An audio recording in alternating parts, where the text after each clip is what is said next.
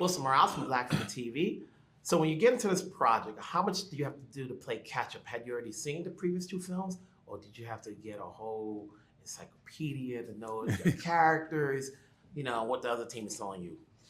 I had seen the films, definitely. I still would not be able to probably sit and have a good conversation about the multi-universe of comic books and the Marvel worlds, and I feel like I have to take it step by step. But the Venom films I had seen and loved and understood and couldn't wait to be a part of those. Mm-hmm. Yourself? Yeah, I'd seen the films as well, and then I just watched them again.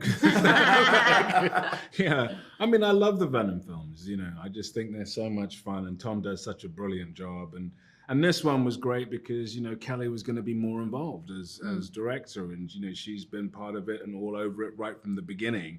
And for her, so having a director who you knew was like completely understood every sort of nook and cranny of the whole project and the whole franchise was really exciting. And so I knew that I thought it would be really special, and it was.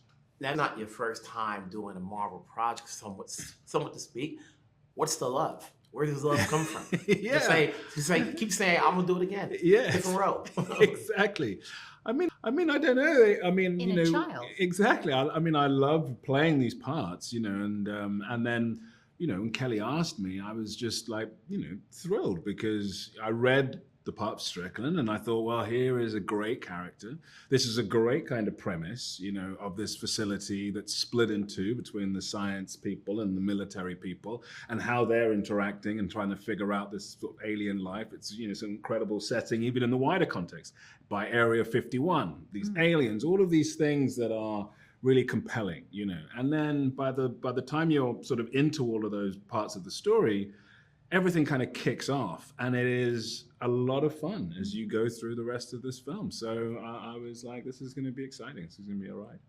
For you, when you take this role, do you take a stock into the character background that you're playing? You're playing a doctor, and everybody knows sci-fi, it's Marvel, something you really take home with you. But do you take stock in playing a doctor so you can understand the jargon? Got to treat it as real as possible. Otherwise, people won't care.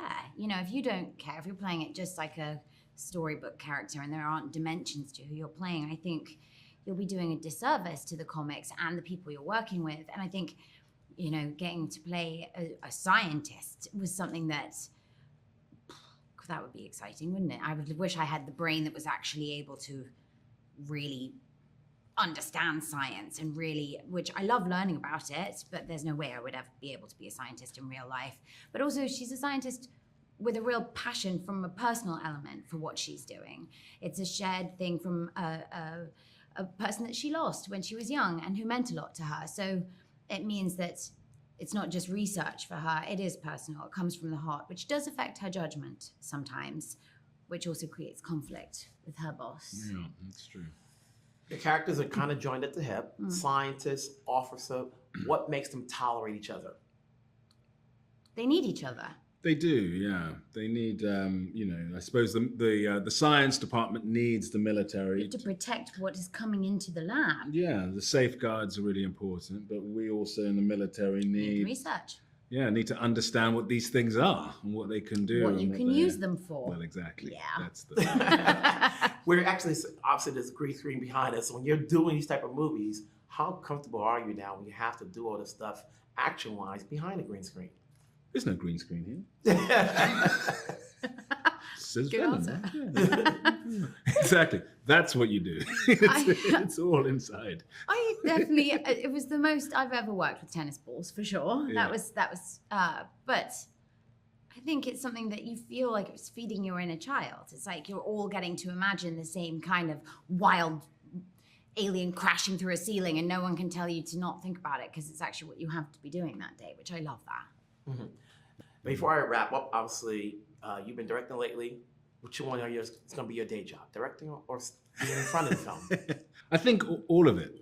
That's I love the kind of the creative process, and I'm so thrilled and excited about being able to involve myself in so many different aspects of it. So I'm going to hope to continue doing all those things for as long as I can.